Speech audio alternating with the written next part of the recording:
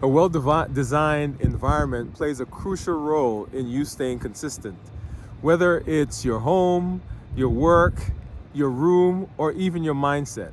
And so it's so important that we have a space that is conducive for success so we can remain consistent. And that's what we're going to be talking about, the consistency that comes from having a workspace that is well designed.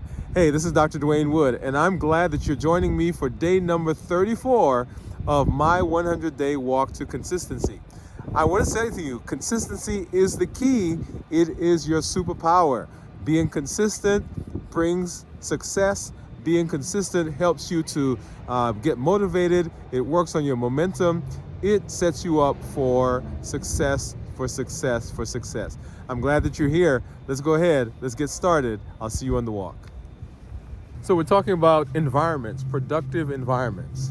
So what is a productive environment? A productive environment is one that minimizes distraction and is conducive for you being successful in your goals. It is an environment that creates a space that is supportive for what you're doing. Have you ever been in an environment, say in an office or in a room or in some area where you were trying to do some work and you just couldn't get it done because there were all these things in the way? Sometimes even having the room cluttered or the desk clutters, it seems as though that clutters your mind. And being in that space does not work for getting you what you want to do. And so having a space that is free of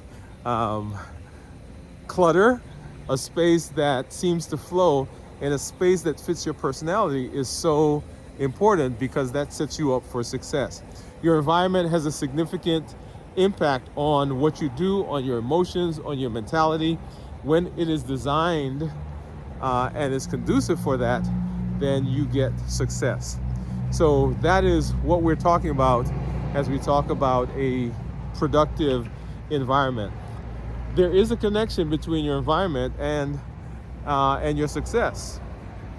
As I mentioned before, and we did in our show, our episode yesterday, we talked about distractions. And so if your environment is not conducive for that, if it's full of distractions, you can see how that can pull you away from your journey to success. The right environment not only makes it easier to focus, but it also stimulates you and it supports you in your quest for consistency. Because if the environment is one that is full of things that enhance your ability to do your job, then you're more likely to remain consistent because once again, you're not distracted. You have all the things that you need right there.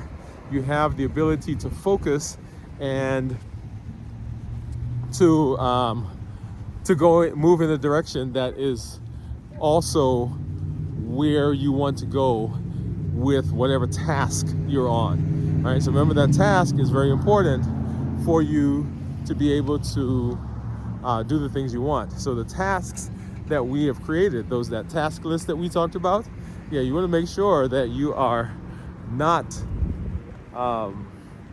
then creating an environment that doesn't support that task. Okay? All right, so that's what a productive environment is. So how is a productive environment supportive of consistency?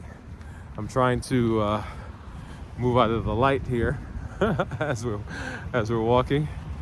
So how is a productive environment conducive for consistency? How does it support it? It increases your focus, as I've mentioned a couple of times already. When you have an environment that is conducive for productivity, your focus gets better because it doesn't pull you away from the things that you're trying to do.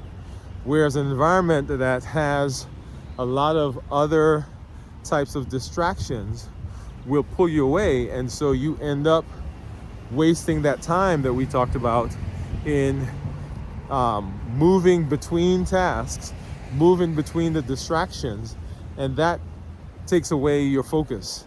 And so the mind then gets jumbled, and often when we do that, we're like, okay, that's it for today. We're not doing that anymore. So focus is a gateway to productivity. So if we can focus, then our productivity increases.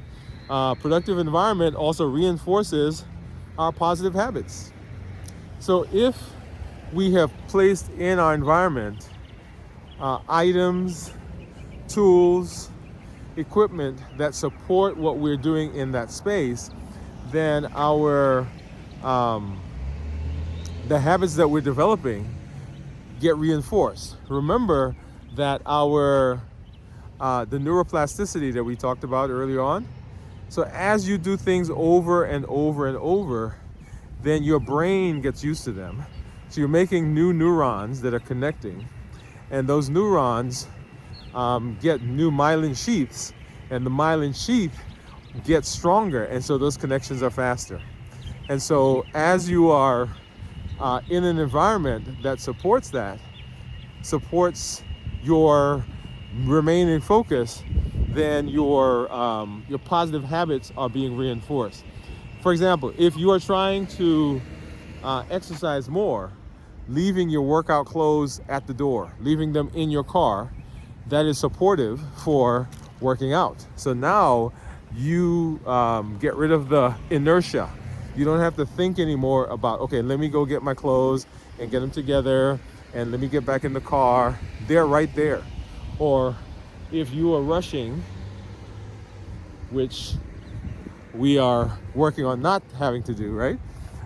Then we're able to just grab the clothes, grab the equipment, and just go about what we need to do without worrying that we've got to now go pick all of that up. It also reduces decision fatigue. All right, this goes along with what we just talked about. So decision fatigue is when we've made decisions or we're tired, we have used our mental powers, if you will, and so now the brain says, I don't want to have to make another decision.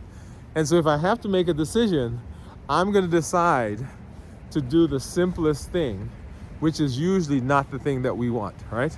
So let's take exercise, for example. If you are trying to exercise and you have decided that, or you have not created an environment that's conducive for that. For example, you have not put your clothes where it needs to be. You have not gotten your gym bag together. So what happens is now you have to make a decision. Do I go get my gym bag and now go back to the gym or get in my car, or do I stop on my way out the door in the morning to go pack my gym bag? And the brain is going to say no, right? Let's just go ahead and we can start that tomorrow. So when you have an environment that's conducive for success, then you don't have to worry about that. The decision fatigue is taken away, and it's already created. You've already created a structure for that. You don't have to waste time and energy processing that anymore. So decision fatigue is a real thing. The more decisions you have to make, the harder it becomes to make decisions, even if those decisions are simple, okay? So having a productive environment eliminates that decision fatigue, and it eliminates the need for having to make those decisions on the fly, which is very, very important, right? All right, so how do we start creating an environment that is conducive for success, right? How do we make that happen? Number one, we want to identify distractions. And this, right, harkens to one of those principles that we talked about when we talked about distractions, right? What are the things that are causing distractions? What are the things that are causing us to lose our focus? What are the things that are pulling us away from what we need to do? And when you identify those, that is important in your quest to create a productive environment, because then you can identify and remove those things from your area, from that space, right? So take note of those, whether it's noise, whether it's your phone, whether it's actually somebody else, right? You want to get those out of your space so that you can continue to be successful. Number 2, organize and declutter. So make sure you have an organization system that lets you, that works for you. I know that in my space, often I have,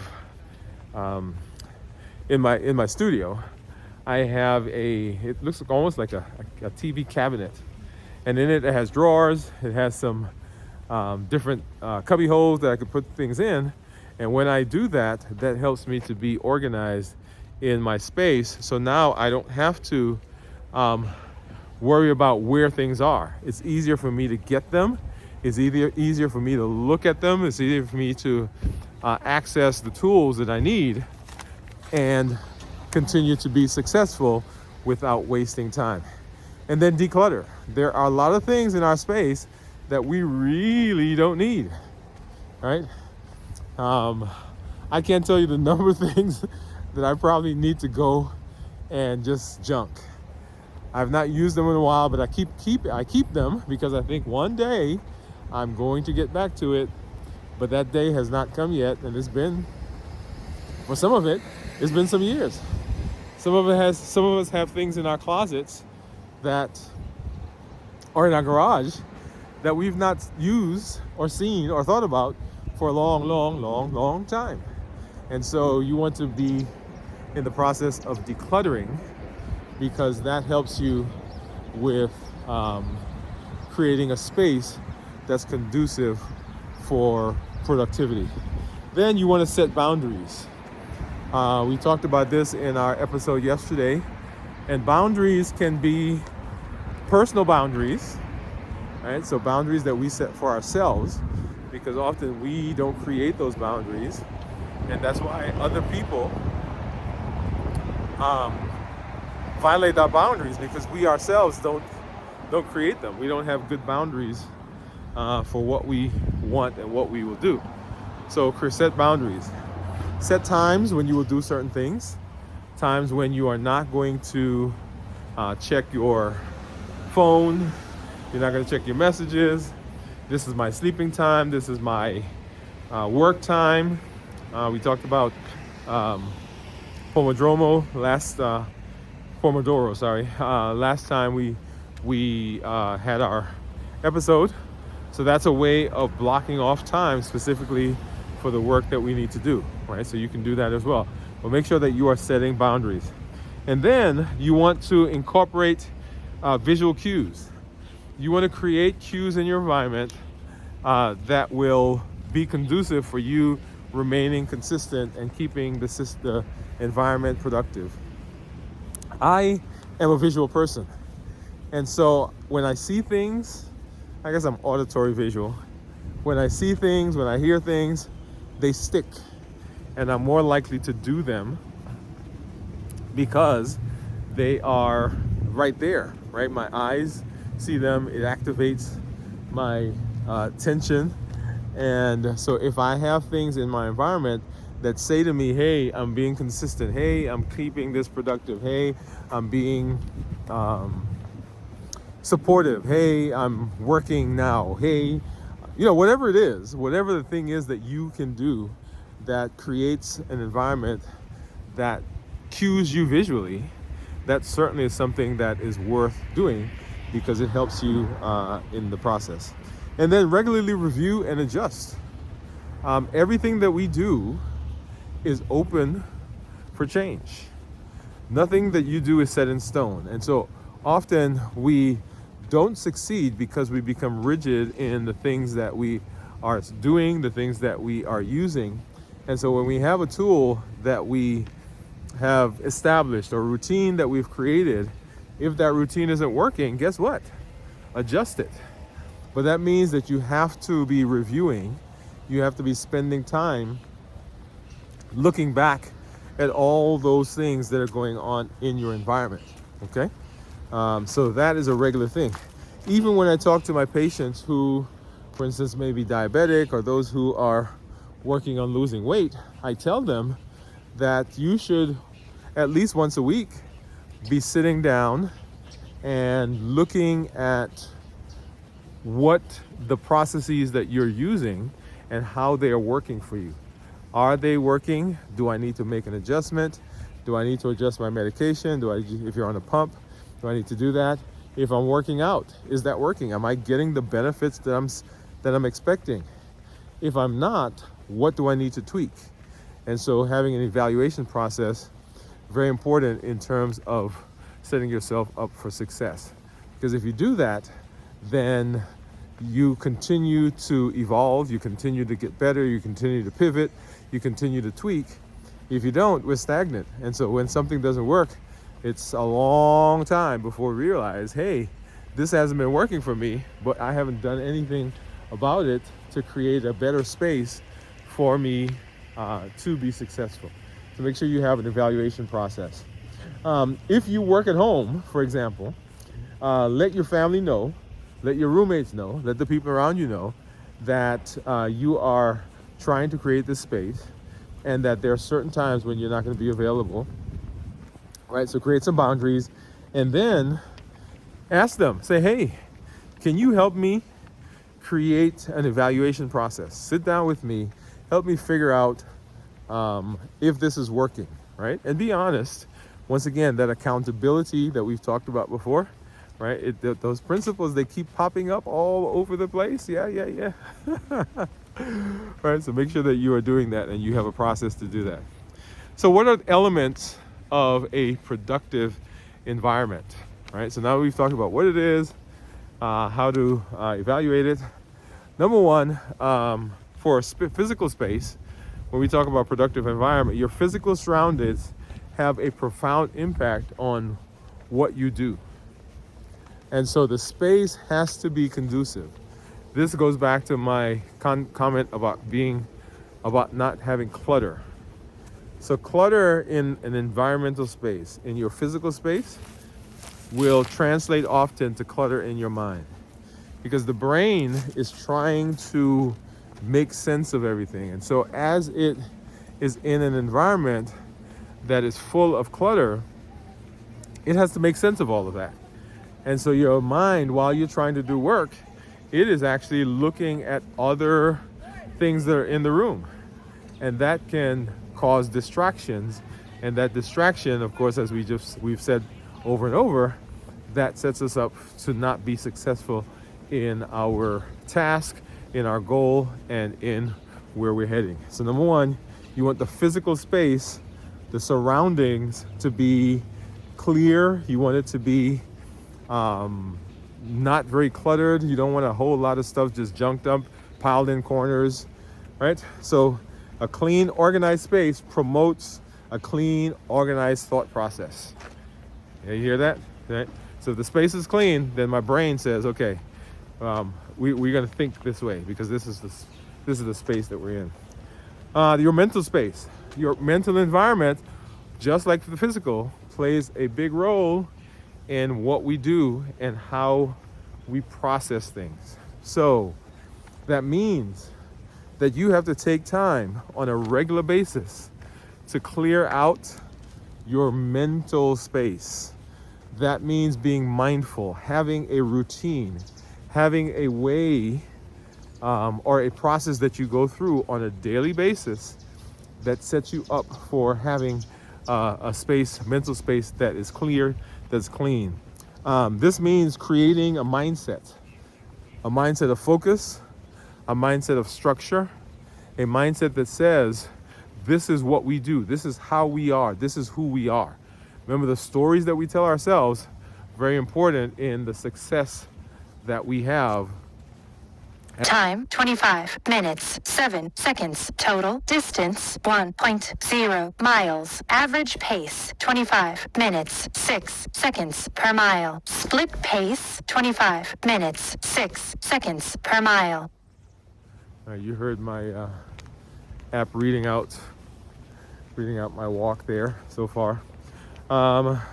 Right, so mental space. So for example, when you start the day with a positive attitude, when you start the day with a structure, then your day tends to go that way and your day tends to end that way. If you start out with a cluttered, jumbled, confused mind, if you've not taken the time to move through the tasks for the day, then you come into the day with a mind that does not set you up for success. Right? So physically, mentally, and then your digital environment. Yeah, this is a big one, right? This is a big one for us because it has become so pervasive. It has become so invasive. It has become everywhere you turn. So sometimes we can't get away from it. But cleaning up your digital environment is very important because often the things that we are looking at, the things that are in our digital space are not really conducive for our success, okay? So you want to make sure that you're cleaning up the digital space. I mentioned setting specific times for when you are going to check your social media, setting specific times for when you are going to check your email and respond to emails, and unsubscribing to things that you don't use, that you don't need, because often you will be pulled to them during times when you're trying to work, when there's some challenges coming up, and that will force you to, well, not force you, but it will make you do something else and look at something else when you need to be concentrating on what's going on right here and what's going on right now. Okay, so cleaning up the digital space.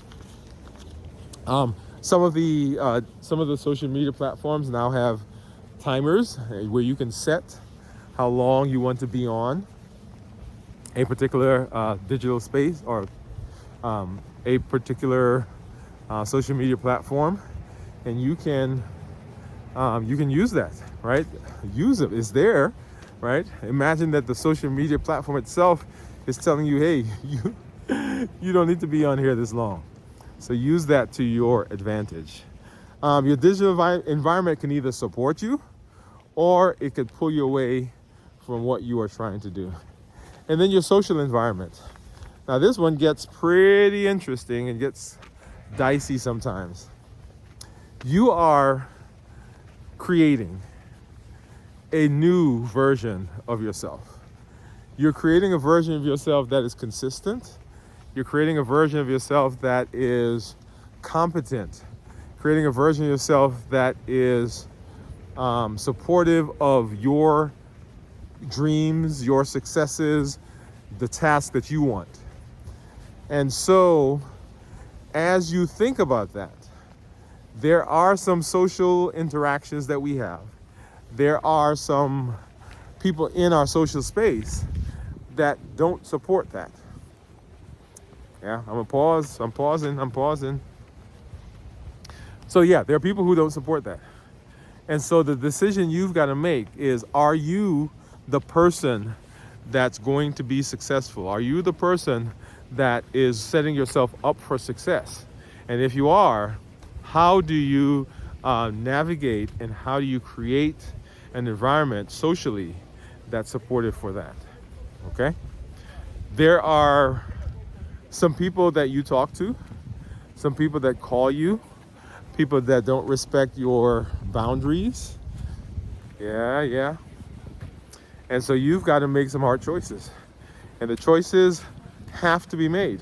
Remember, we're being mindful. We are being present in the space where we are. Okay? It's uncomfortable sometimes, difficult sometimes, challenging sometimes. But that's the space that we've decided that we want. We want to be successful. If we're going to be successful, we've got to be there. And in our social environment, there are some people that we're probably going to have to say, hey, I can't talk to you every day. Or I can't talk to you right now. Because every time, well, you don't have to say this. Every time you talk to them, you get off the phone, you're depressed. And it takes you 3-4 hours to kind of get through so you can get back to work. That is not an environment that's conducive for productivity. It's not an environment that's conducive for consistency, okay?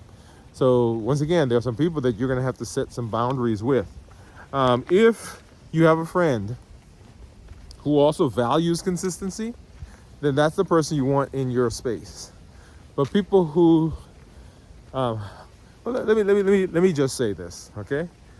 there are going to be some people that are in your space that will say to you, you know what, this consistency thing, this doesn't work. That's not you. What are you doing that for? Right? Why are you trying to organize? Why are you trying to change? Why are you trying to, whatever they will say. But you have to understand your why. And the why drives what you will do in that situation. Okay?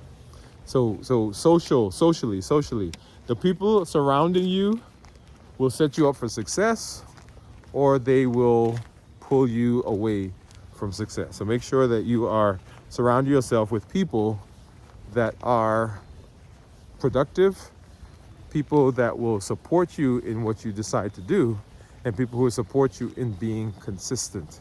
Remember that support group that we talked about, that accountability partner? That's one of the places where this comes in. For a lot of us, we are in situations that are difficult to maneuver. And so I appreciate that. So the support system that you're going to create, right, that accountability group becomes even more important. Awesome. All right. Let's see. So start the day positive. Work on your digital environment. Work on your physical space. Work on your mental space. And then work on your social space. Very, very, very important. Okay. So those are our steps for creating the environment that we want. And we always have a challenge. So we cannot leave without giving you our challenge for today. So let's see. Let's go there and let's get our challenge. Are you ready? You got your journal out? Let me turn this way. Maybe I'll get some better light. There we go. I think I like this light better. Okay, so number one. So today's challenge is to optimize your environment, right? So that's what we're working on, optimizing our environment. So get your journal out and let's start. Let's do this. So number one, you want to identify your main distraction. What's the biggest thing in your space that distracts you? Is it the music that you play? Is it the phone? Is it the email? Are there other things in this space that you have that are things that you like to do that will distract you from doing the task at hand? Not that they are bad things, but right now they are distractions. Okay, so identify what they are, things that will pull you off course. Number two, take some action to eliminate them. So we're talking about cleaning up the environment. So take some action to eliminate whatever that is. So if you're going to be working, maybe you put your phone on silent, you put it somewhere else. If you are going to be working, you don't have the television on. If you're going to be working, you're not listening to music, right? Remember the Pomodoro principle. So 25 minutes. So with that 25 minutes, tell your family, tell the people around you, you can't call me right now. Okay, so only interrupt me if it's an absolute remote emergency. Number three, create a productive space. So dedicate time to setting up a space wherever that is. It doesn't have to be large. It just has to be big enough for you to be able to do whatever it is that you need to do, the task that you need at hand. Okay? And set that space up so that it is conducive for your success. This could mean cleaning up the clutter. It could mean decluttering. It could mean throwing away some things. Could mean creating some visuals in that space. It could mean soundproofing that space. Whatever it is that you need to do, you want to create that space. And then once you've created it and you are using it, you want to review and you want to reflect. So at the end of the day, take a 5-minute time, 5-minute period where you assess, hey, what have I done? How has this worked? Is it working for me? Do I need to change? Do I need to pivot? Do I need to do something differently? Did it improve my productivity? Yes? If no, what do I need to change? Remember, you always want to have something where you are reviewing because that's so important in what we do. Hey.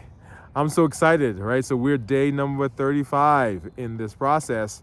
And I love the concepts that we're working on, the things that I'm applying even to my life as we are talking and as we're reviewing. I can't stress enough that you need to be spending time making sure that you're doing the challenges, that you're not just letting the challenges be something that you hear and you watch the video and you're not doing. The challenges set you up for success.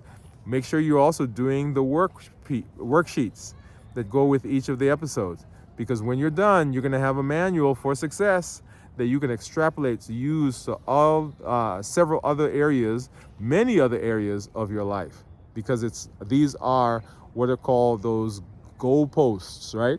They're those principles that are, right, that are universal, that can be extrapolated to lots of different places. All right, so this is Dr. Dwain Woode, and I'm glad that you've joined me on this journey, right? This journey of consistency, this journey of power, this journey of competence. Make sure you're working and you're spending time to review all of the material, and join me tomorrow as we continue our 100-day walk to consistency. This is Dr. Dwain Woode. That's Woode with an E. The E stands for Endocrinology. And here I educate, I empower you, and I encourage you to take charge of your health and your life, avoid complications, and go to the next level. We'll see you tomorrow.